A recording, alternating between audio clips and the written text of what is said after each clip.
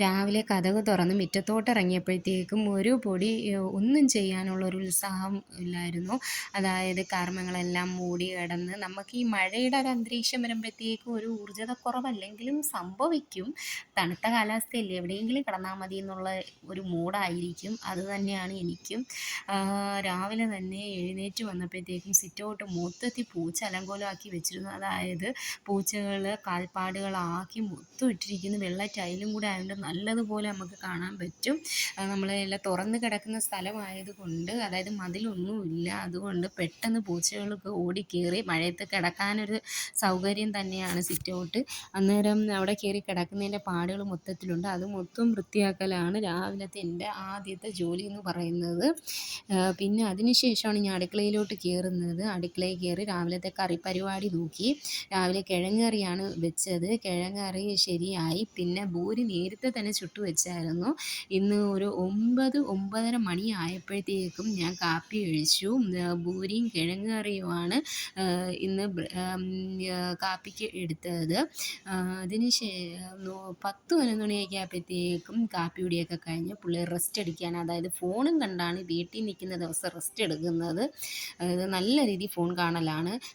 എല്ലാ വീട്ടിലെയും പോലെ ഇവിടുത്തെ അവസ്ഥയെന്ന് പറഞ്ഞാൽ മഴ പെയ്ത് കഴിഞ്ഞാൽ തുണി പറക്കി വെയിൽ വരുമ്പോൾ ഇട്ടതിന് ശേഷം മഴ പെയ്യുമ്പോൾ ഓടിപ്പോയി എല്ലാം സിറ്റൗട്ടിൽ പറക്കിയിടും.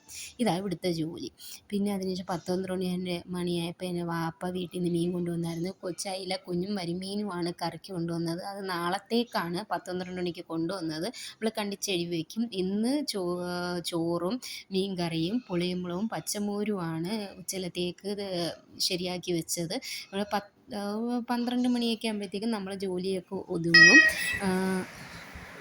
ഇവിടെ നടക്കുന്ന നീളം ഇവിടെ അടികൂടലാണ് സഹിക്കാൻ വയ്യാത്തത്. അതാണ് നിങ്ങൾ കേട്ടുകൊണ്ടിരിക്കുന്നത്.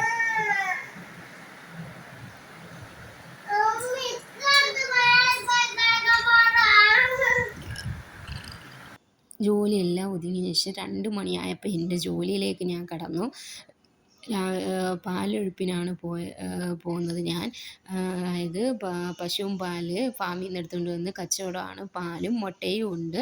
നാടൻ മുട്ടയും നമ്മൾ ഈ കുപ്പിയിലാക്കി വെക്കുന്നതെന്ന് വെച്ച് കഴിഞ്ഞാൽ ഈ കാറിൽ പോകുന്നവർക്കും ബൈക്കിൽ പോകുന്നവർക്കും സൗകര്യം കുപ്പി കൊണ്ടുപോകാനാണ് സേഫ്റ്റി. നമ്മളിവിടെ കവറിലും കൊടുക്കുന്നുണ്ട് പാല്. എങ്കിൽ തന്നെയും ചിലവർക്ക് കുപ്പി കൊണ്ടുപോകാൻ നമ്മൾ നല്ല വൃത്തിയായിട്ട് കഴുകിയാണ് കൊടുക്കുന്നത്. എങ്കിൽ തന്നെയും ചിലവർക്ക് വലിയൊരു മടിയായിരിക്കും കുപ്പിയിൽ നമ്മൾ കഴുകുന്നതുകൊണ്ട് കൊണ്ടുപോകാനായിട്ട്. അങ്ങനെയുള്ളവർക്ക് കവറിൽ കൊടുക്കും. എങ്ങനെയാണെന്ന് വെച്ച് കഴിഞ്ഞാൽ അതനുസരിച്ച് അവർക്ക് കൊടുക്കും. നമ്മൾ 1 ലിറ്ററിന് 70 രൂപ വെച്ചാണ് ഇവിടെ കച്ചവടം ചെയ്യുന്നത്. മുട്ടയ്ക്ക് നാടൻ മുട്ടയും അതനുസരിച്ചുണ്ട് നമുക്ക്.